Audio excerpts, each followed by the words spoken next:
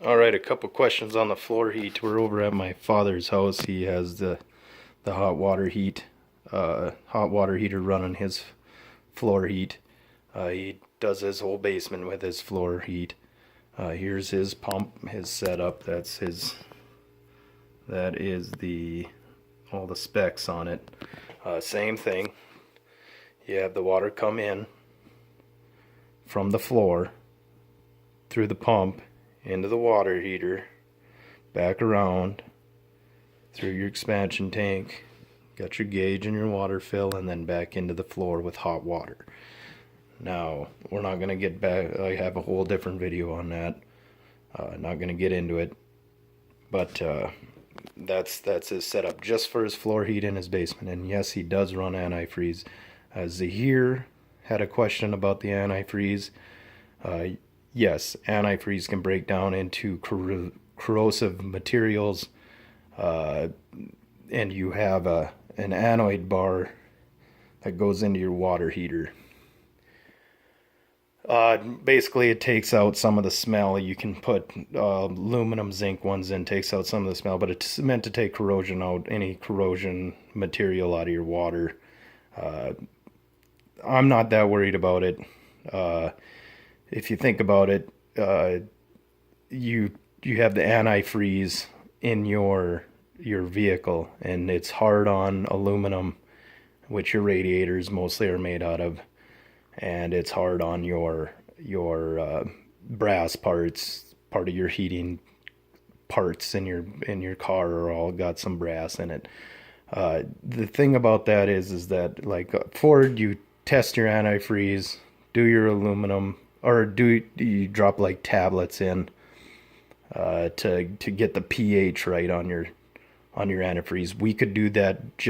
We could come through here and either get a sample out of here or a sample here and check the pH, and then somehow add it in, by throwing tablets in put tablets in a hose and pump them into the system, so that we could get the proper pH, and then you'd have nothing to worry about. Though I'm not worried about it. I'm not gonna deal with it. We'll see how long things last, but like I said, I've had vehicles for 10-15 years and have never did anything with the antifreeze and never had to worry about the corrosion. So Bill had a question on what size water heater to run to do his whole house. For you, Bill, I wouldn't do that. I would, if you're going to do your whole house, it's still as easy to set up, but I would go with this. It's a 4-element electric boiler. That's what my old man uses to heat his house. I don't know if it has any specs on it. I guess that is the brand of it. And I'll put in the comments what his house square footage is. But anyway, it's the same concept. He's on one zone to heat his house, hot water baseboard, and it comes in from his hot water. It comes, I guess no sense in following all that. The hot water in to the pump. There's the specs on his pump.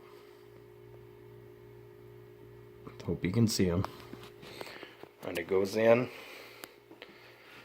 The hot water gets hot, comes out, goes through your bleeder, got your bleeder and your expansion tank, and then back out to heat.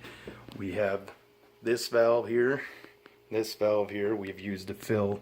There's another valve there we used to fill. This also used to go, the reason this is all like this, and there's one down here, is we had coal heat in the house at one point in time. So we just teed in. When we ran coal, we just shut the valves to the electric heat. Coal took over.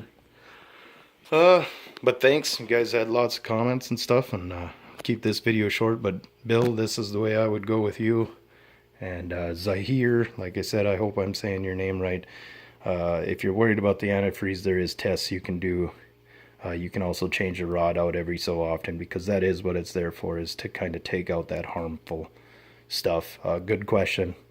It is I wouldn't run this to heat my entire house if I had a big house. If I was just a little house, well insulated, this just heats a basement. And I mean, it kicks on maybe 2, 3 times a day to circulate water, even when it's 30 below. So no big deal.